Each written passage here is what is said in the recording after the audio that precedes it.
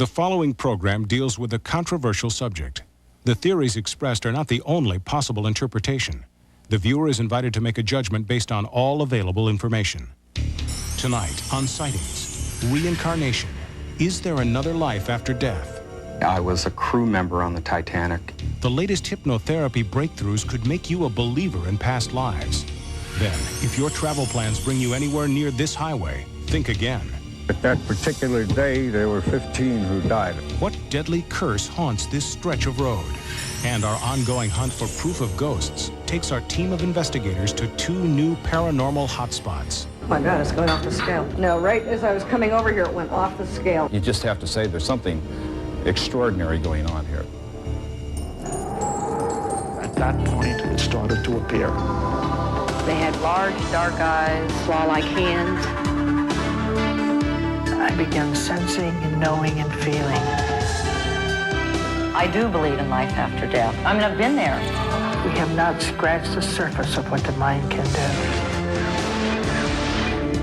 It's a connection with the unknown.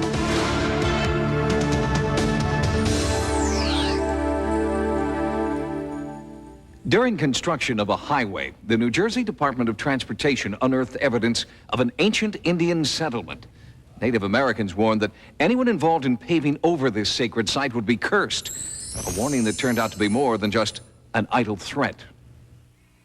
Many cultures still maintain a powerful belief that certain places on Earth are sacred and should not, must not, be tampered with. Burial sites are among the most sacred of all places, and there is almost a universal belief that the dead must be left to rest in peace. If they're not, a curse may follow those who dare violate the sacred ground. Some Native American tribes follow these traditions to this day. They warn of grave consequences for those who disturb their honored dead.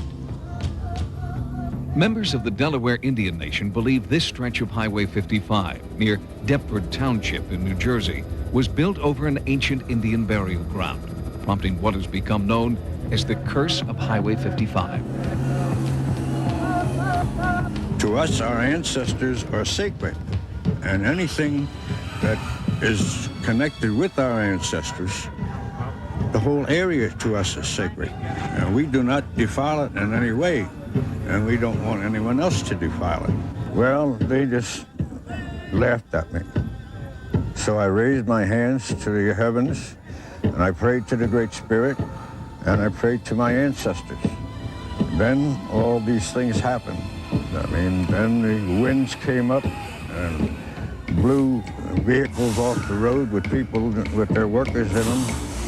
And I think that at that particular day, there were 15 who died as a result of it. It was not that I wanted the people to die. It was that I wanted the site to be left alone. In the months following the chief's curse, a 34-year-old crewman was run over and killed by an asphalt roller truck. A Department of Transportation inspector died on the job site of a brain aneurysm.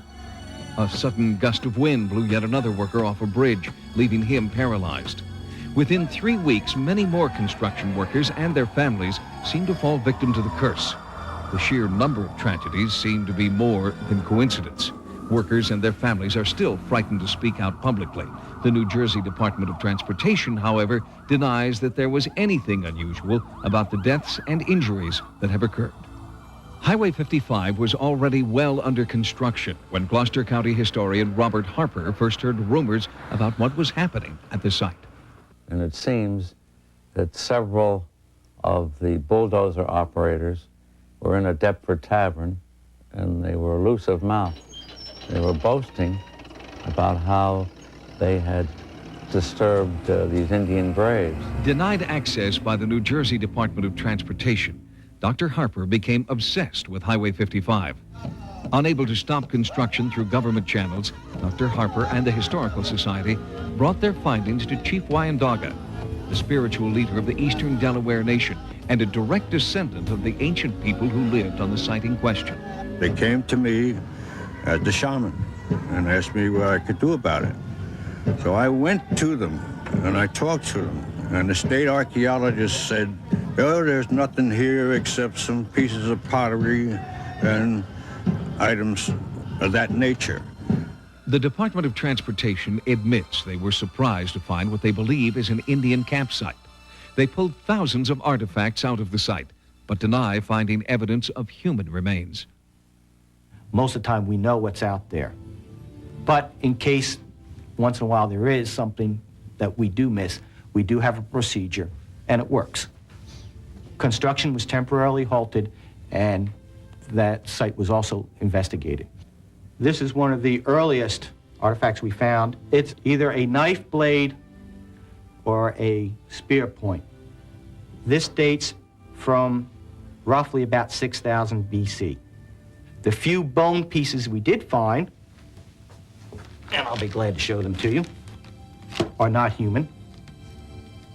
They happen to be deer. So there was absolutely no evidence of cemeteries or any other type of burial. Chief Wyandotte doesn't agree. He believes the site is sacred, and anyone who disturbs it is cursed. I said, if there was a village, then within 100 yards in one direction or the other, there would have to be a burial site. Because after all, they didn't have horses, they didn't have any other means of transportation, so they had to carry the body and bury it. The soils are fairly acidic, and organic remains do not last very long, 200-300 years tops, before they completely disintegrate into the soil. So I said, well, even if there's no bones left, there still was a burial site. So how do you know? I said, how do I know? I said, these are my ancestors. That's how I know. The bones are no longer there. The descendants are no longer there. We do not know if somebody was buried there or not. And I said, how would you like it if I sent some of my warriors with bulldozers and bulldozed your grandparents up? What's done has been done. And what's been done can't be undone. Highway 55 has been completed.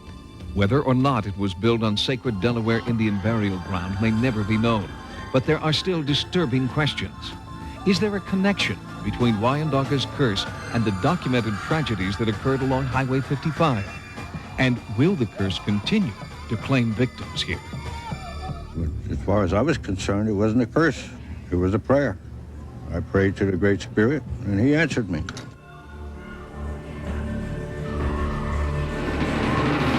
Coming up next, reincarnation. Is there another life after death? I was a crew member on the Titanic. The latest hypnotherapy breakthroughs could make you a believer in past lives. And our ongoing ghost investigation takes us to 2 new paranormal hotspots. You just have to say there's something extraordinary going on here. What happens to us after we die? Many religions believe that we're reincarnated, that the soul is transferred to another body and we live again. And now, some modern researchers believe proof of reincarnation exists. Through hypnosis, many people claim they can recall past lives. I absolutely believe in reincarnation. I was a Japanese man. I've been a silversmith. I've had many past lives as warriors. I worked a printing press, and this was in about 1780s. Over 3,000 people claim to have recalled past lives working with author and reincarnation teacher Betty Binder. Reincarnation is the process by which the soul, which is our spiritual essence, at the end of a lifetime, when the body dies, leaves that lifetime, leaves that body, gets into a new body and starts a new lifetime. Does reincarnation exist? Under hypnosis, Betty's clients try to reach back in time to a time before they were born. They are searching their unconscious for evidence of past lives. The technique is called regression therapy. Once hypnotized, subjects seem to relive previous incarnations, recalling historical events, people, and foreign places they have no knowledge of. Subjects say their previous lives come to them like snapshots from the past. The philosophy behind reincarnation is that the soul has chosen to get into a physical body in order to learn something. We are choosing to incarnate in each lifetime because we have certain lessons to learn in each lifetime. Regression therapists work with people who want to go back in time and explore the possibility that they've lived before. The first step involves total relaxation of mind and body. Now take a stream of white light down through the top of your head. Let it run through your body head to toe, as if you were sitting under a waterfall. Some people try past life therapy out of curiosity. Others hope to learn if problems in this life are linked to traumatic events in a past life. One of Betty's clients sought help for his clinical depression after traditional therapy failed. Betty and I went back to a past life when I was happy flying, which happened to be a World War II fighter pilot. So for instance, something that gave me pain or gives me pain during this lifetime is cause for exploration of past lives. I'm in the cockpit, October 3rd, 1940. Down below us, maybe 3,000 or 4,000 feet, are some, looks like German fighter planes. I begin firing my gun, and just as I do so, I feel some sensation, like some thudding into my plane. I am hit, but I don't feel pain. I'm just incapacitated in my plane. I've lost control of my plane. I'm at full throttle going straight into the ocean. Disintegrated. I'm floating. In 1988, my entire world fell apart, and I went through some traditional therapy. It was at that point that I was really grasping at straws to figure out what I was going to do. I guess you would call it a clinical depression. And it was at the point that I started working with Betty, incorporating this therapy, that things really began to change. Darrell Rooney had a profound fear of drowning. Working with Betty Binder, he recalled past events that could explain his debilitating phobia. Holding on to a railing. It's cold and wet. I'm angry and frightened because I'm stuck here. I'm looking out into the ocean, and I know that all the lifeboats are out there. I was a crew member on the Titanic, down in the engine room. The ship is in trouble.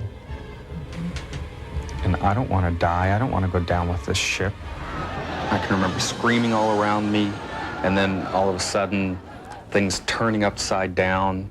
And the most disturbing thing is timber creaking and stretching and cracking ways that it's not supposed to. Up until then, I've felt a sense of gravity, and now it's all upside down. And ropes, I'm caught up in ropes. I'm being dragged under. I can feel a rope wrapped around here, and I can see portholes of the ship. I'm being pulled under by these ropes. I'm being pulled down with the ship. And this is a really frightening thing. I watched myself tied up in the ropes go down, down, down, and I can see the stern of the ship, and it disappears into this black fog water. The Titanic sank in 1912, 40 years before Darrell was supposedly reborn in his present life. During regression, he was able to reveal the name of the sailor his soul had previously inhabited.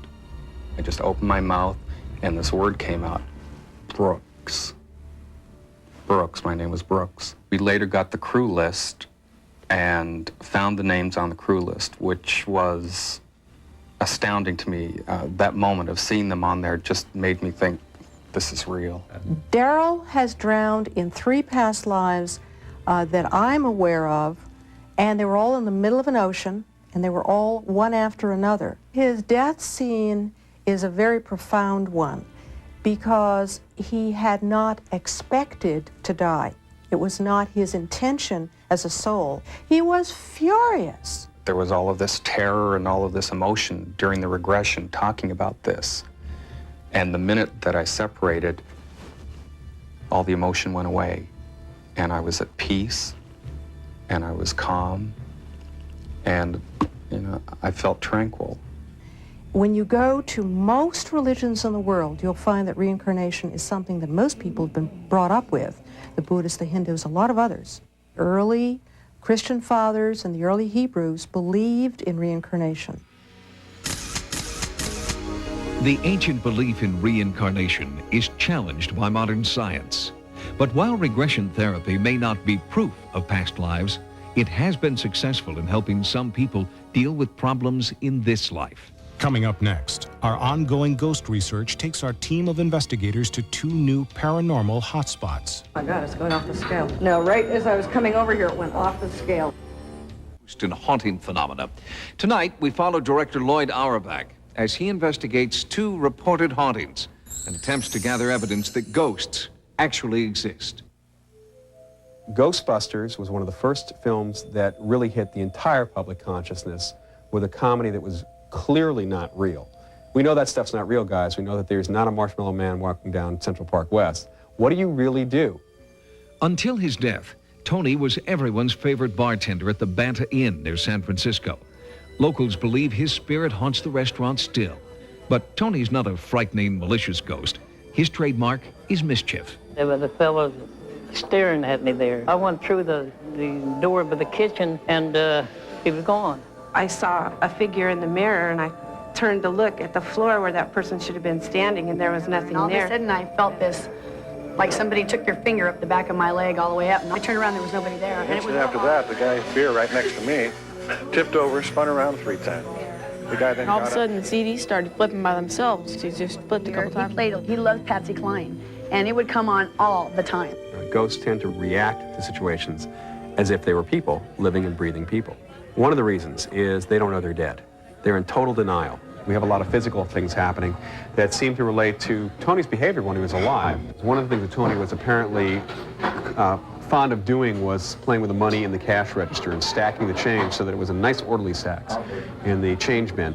And here, when you just toss money in a change bin, obviously close the door, open it back and forth, it's not going to stack automatically. And yet they've been opening the drawer for a few years, and the change seems to be stacking by itself. You can throw it in and turn around the next second, and it's all stacked in there all nice and neat.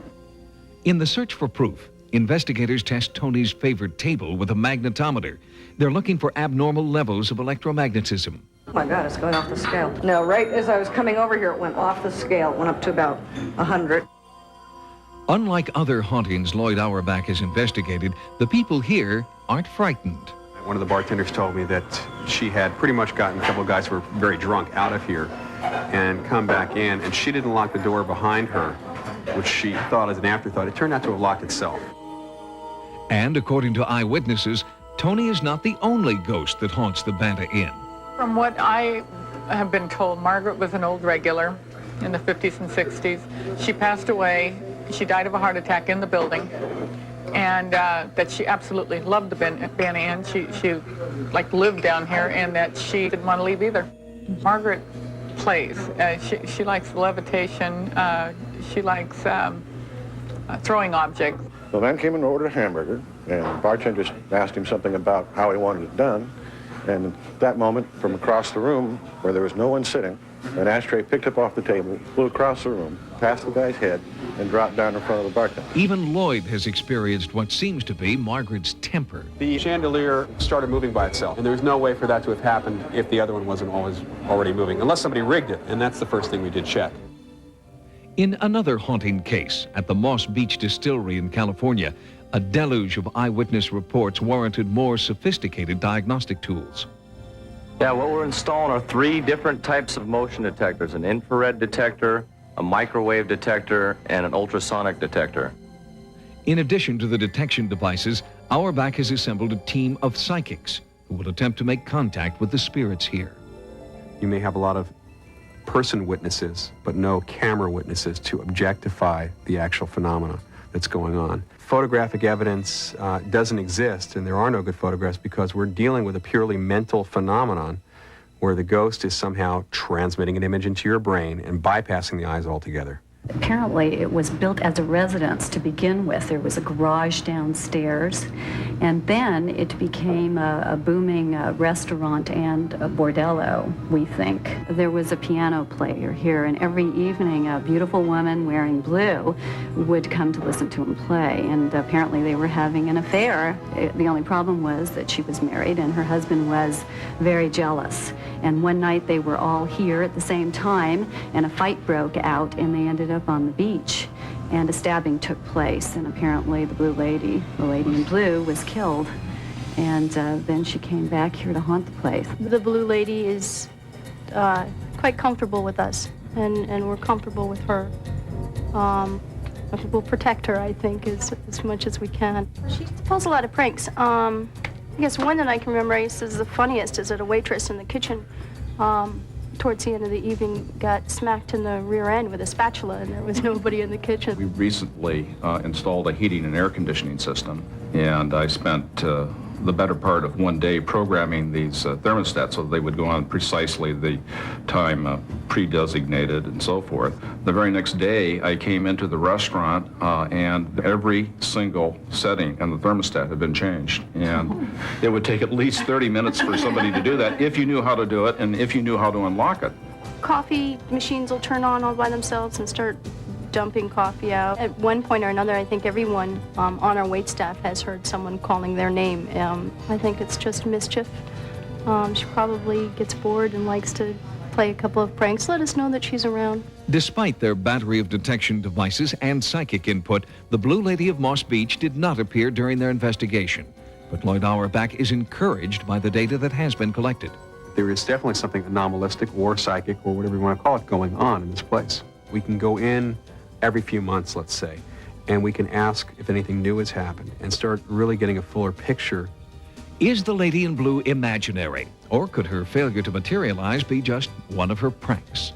I personally believe this is happening because I take a lighthearted approach, and since most people have a sense of humor, I think most ghosts do too. Thanks for joining us. For Sightings, I'm Tim White. Good night. Is Princess Di the victim of an uncaring and unfaithful husband? Are her alleged suicide attempts really a desperate cry for help? Next Friday, Fox takes you behind the closed gates of Buckingham Palace to uncover the truth behind the shocking rumors about Princess Diana. Di, Prisoner in the Palace. A Fox special next Friday after America's Most Wanted. Now stay tuned for Hidden Video.